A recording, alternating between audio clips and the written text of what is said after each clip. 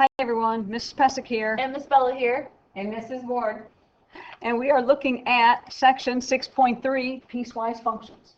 Your objectives are to write and graph piecewise functions, use piecewise functions to describe real-world situations. Your vocabulary is piecewise function and step function. A piecewise function is a function that is a combination of one or more functions. The rule for a piecewise function is different for different parts or pieces of the domain. For instance, movie ticket prices are often different for different age groups, so the function for movie ticket prices would assign a different value or ticket price for each domain interval, which would be your age group. Let's take a look at an example. So for our first example here, we want to create a table and a verbal description to represent the graph given. So our graph here is titled Mixed Nuts, and it is based on the weight and the price per pound. So for our table, if we want to set this up, we're going to divide this up into 3 different pieces because there are 3 pieces on our graph. So let me just do this and I'll add in another one below. Okay, so for the first one, our first piece we're going to talk about, if we notice for this one, the price is constant at $8. So we're going to fill in that the price is $8 per pound.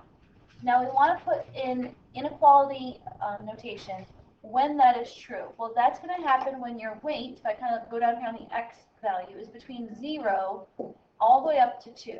Notice that there is a closed circle here at 0, but an open circle at 2. So I'm going to use W to represent my variable, and I'm going to say that the weight is between 0 and 2. So I'm going to say 0 less than or equal to W less than 2. Again, I did that without the line underneath at 2 because it's an open circle, so I don't want it to be equal to that. But it is a closed circle at 0, so again, I do want the equal to part there. For the second piece of our piecewise function, again, if we look at the values that the weight is going between, that's going to be between 2 and maybe about 5 here if we estimate. Notice that it's closed on 2 and it is open over at 5. So my weight is at a constant, or I should say that my price per pound is a constant at 6 on the Y here. And the weight is going to travel between 2 and 5. At 2, since it's a closed circle, I want it to have the equal to parts, so 2 is less than or equal to W. And an open circle on 5, so we'll just use our less than symbol there. So if you buy anywhere between 2 pounds of nuts and 5 pounds of nuts, it's going to cost you $6. But if you actually buy exactly 5 pounds of nuts, then you get a little discount, right? It's going to cost a little bit less per pound. Correct. So if we move down to our next piece of our piecewise function here, again, this one now is going to be starting at, well, let's bring back our highlighter here. So we're looking at this piece here. So it's going to be a constant price now of, again, we'll estimate about $5. And that is going to be when the weight is exactly 5 pounds all the way until off our chart here. So it goes on forever. So if I were to write that in inequality notation, I might just kind of keep the same setup, so 5, and if I compare that to W, I have no other number to bound this with, and we want to say that 5 is less than or equal to W. If you don't like writing it that way, you can say W is greater than or equal to 5. So if you have 5 pounds of nuts or more, your price per pound stays constant at $5. Again, if you are somewhere between 0 and 2 but not equal to 2, it's $8, and then between 2 and 5, you're at 6. Again, equal to 2 is 6, equal to 5 is $5. So we also want to be able to write that in words. So you're going to do a verbal description of this. So how would I describe this verbally? And we actually kind of just did that. If we bring this up here, the mixed nuts cost $8 per pound for less than 2 pounds, $6 per pound for 2 pounds or more and less than 5 pounds, and $5 per pound for 5 or more pounds. Okay, that brings up the first notes must do. So we're going to have you do a table and write a verbal description just like we did for that last example. This one involves green fees at a golf course. So it all depends on what time you are checking in to play some golf. So go ahead and make a table and go ahead and pause this while you do that. And I'm going to make a suggestion here for you because of the way that the time is written. Maybe we use military time. So 8 a.m. can stay 8, noon can stay 12. Let's make 4 p.m. 16 and 8 p.m. 20. So we'll talk about hours in the day when you're doing your inequality. And remember, this goes on forever off the graph. And can we at least give them a structure for the table, like what would the column headers be and so forth? So it's going to be, on this side will be time, and then you'll have, yeah, like a check-in time at the golf course and then the fee. Okay. All right, a piecewise function that is constant for each interval of its domain, such as the ticket price function, is called a step function. All right, and it's called a step function because when you graph it, as we kind of saw in one of those examples, I mean, it looks kind of like a, stair steps like this, right? So here's an example. You can describe piecewise functions with a function rule. So f of x equals 5. If x is between 0 and 13, not including the 0 or the 13, f of x equals 9. If x is between 13 and 55, including the 13 but not including the 55, and f of x equals 6.5 as long as x is greater than or equal to 55. So this is an example of a step function. And I just wrote it out loud. now in addition to looking at graphs of piecewise functions, we also can evaluate. Remember, evaluate means we're going to have a numerical answer here for a specific input. So what we'll do to evaluate them is we're going to find the interval of the domain that contains that input and then use the rule for that interval. So kind of like the one about mixed nuts, or we can use this example here. If I wanted to know if x, let's say, is 50, well, what is my function's value here? Well, we would say, well, 50 falls in this category, so I would use this. That's the rule they're talking about. So in this case, f of 50 would equal 9, because that's the rule that goes with that x. What about 55?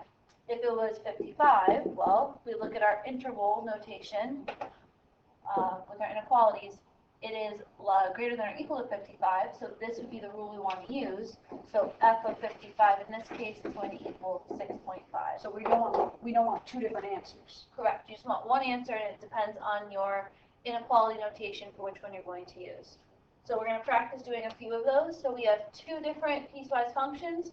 One is h of x and the other is g of x. So let's do h of x first. Notice that it's two pieces. So the first piece is the function will equal 2x plus 1 if x is less than or equal to 2. The function will equal x squared minus 4 if x is greater than 2. So we're going to evaluate this in two pieces. The first one is negative 1. So that question is, h of negative 1 is equal to what value? So again, that means that x is equal to negative 1. So I'm asking myself, does that fit into the first inequality or into the second inequality? Well, if my x value is negative 1 is less than or equal to 2, so you want to use this rule to evaluate it. So it's going to be 2 times negative 1 plus 1. So again, we're plugging this x in for x right there. So we would have negative 2 plus 1, or my final answer here would be negative 1. So again, the way I would write that final answer, we'll scroll that down a little bit, is that h of negative 1 is equal to negative 1. Because that's again the answer I got from here. Just a coincidence. That'll work out. This next one will not be the same. Hopefully that will help us see where it came from. If I want to evaluate 4, well, I want to look for h of 4. Again, I'm looking over here when x is 4, does it fit the first inequality or the second? Well, hopefully we all agree that when x is 4, that is greater than 2. So we now want to use this rule on the bottom, and we're going to plug in 4 right there for our x. So this is going to equal 4 squared minus 4, which we know is 16 minus 4, so that answer would be 12. So again, h of 4 is equal to 12.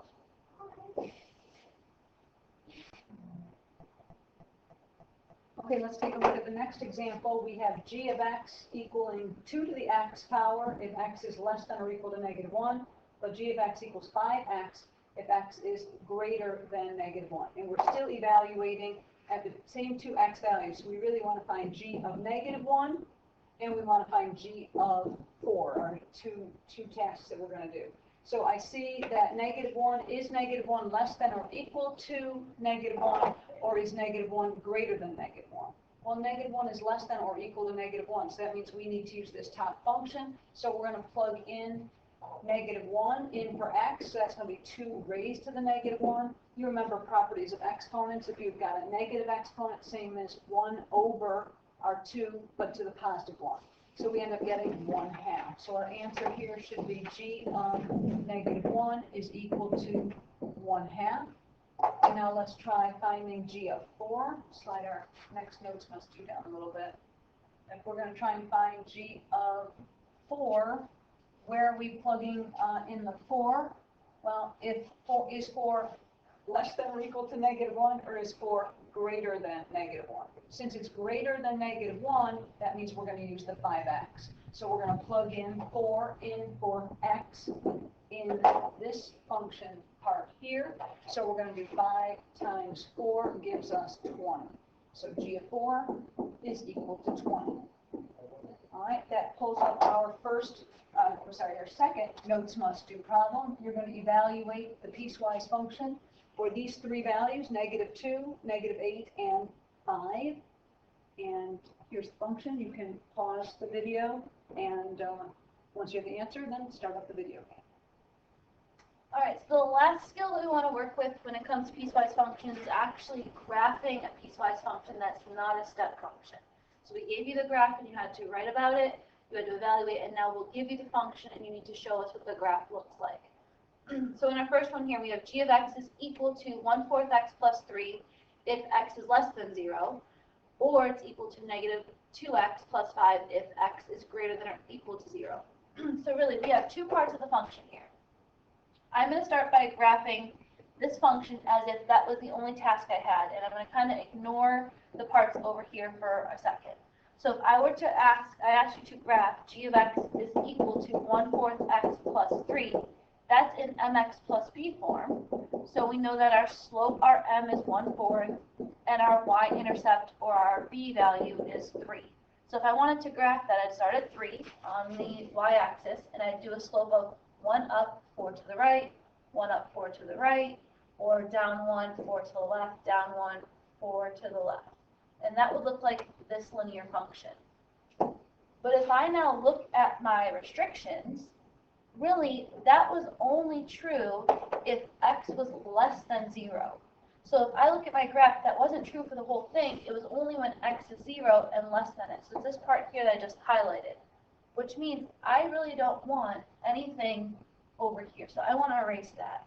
And again, if you were having trouble plotting that with mx plus b, you could have graphed this in your calculator, pulled up the table, and plotted the points. Plotted points that were 0 or less. Correct, because you don't want to do the parts that are greater than that. So we know that's the part we want to keep, but there's one other thing we want to look at. Since this one was, take that out, we don't need that. Okay, since it was less than 0 and it was not x less than or equal to 0, that means that that first ordered pair has to be an open circle. So I'm going to go back here, and when x is 0, I need an open circle for that piece there.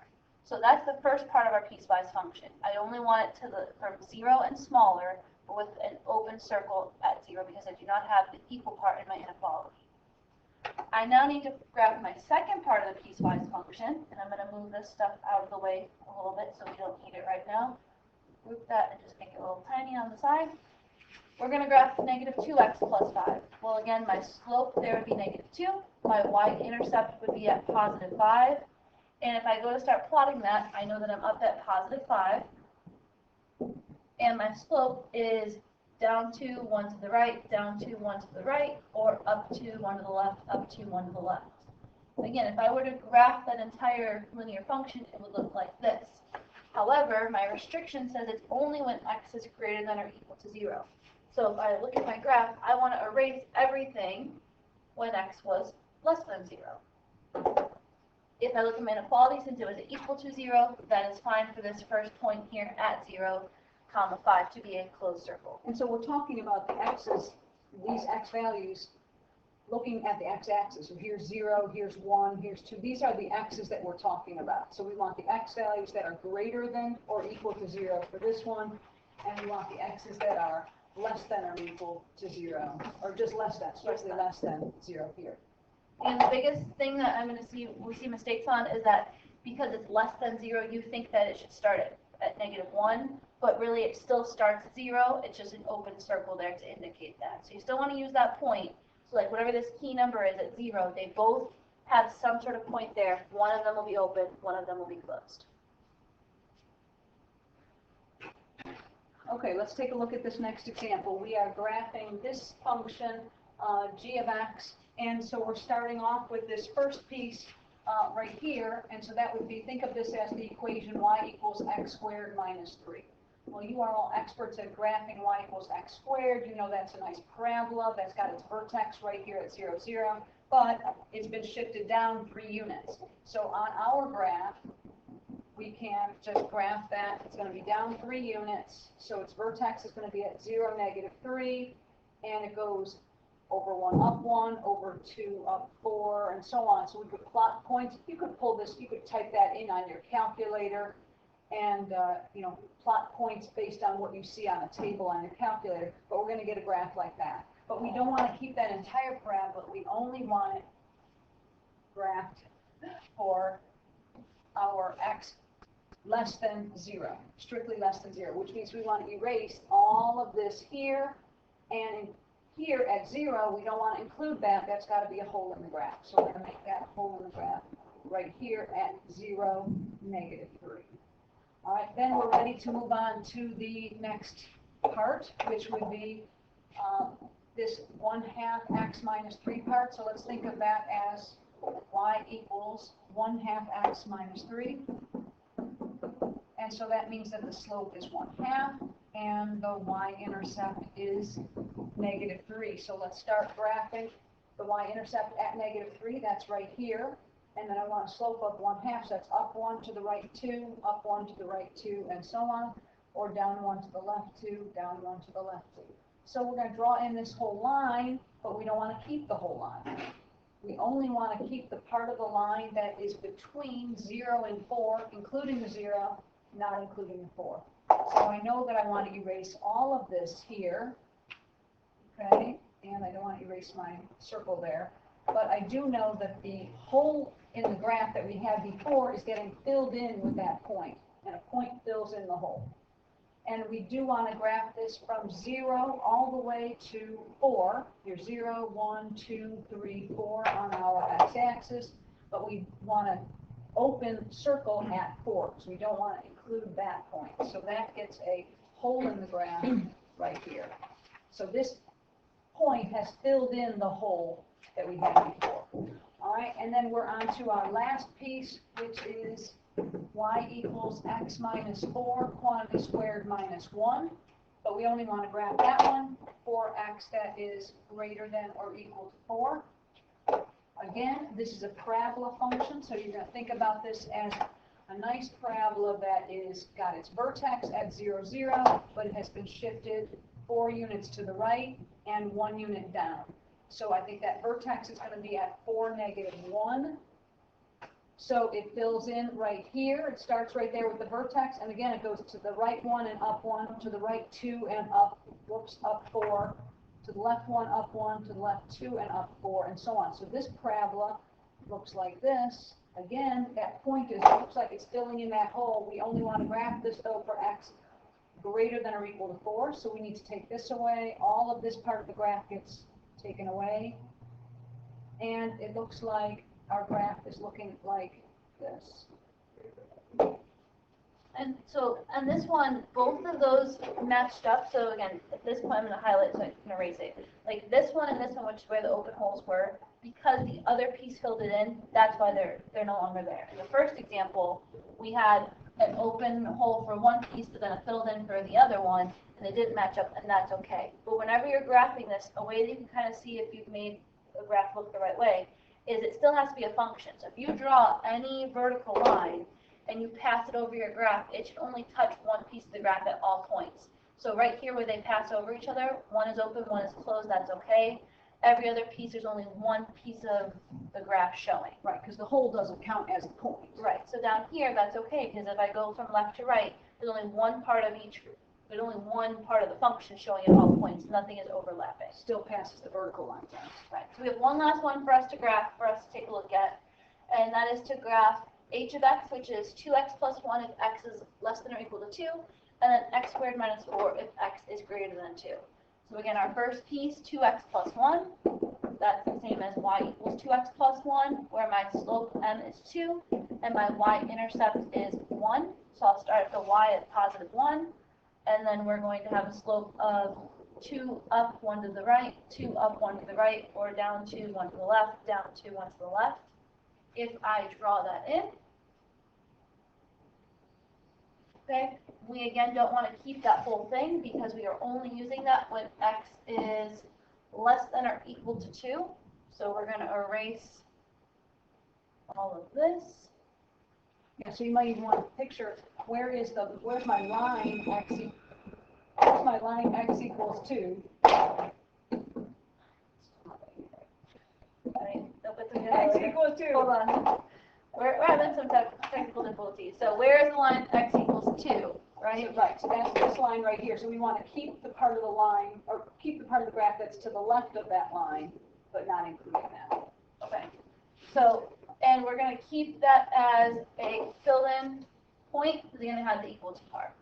Then for our second piece is going to be x squared minus 4.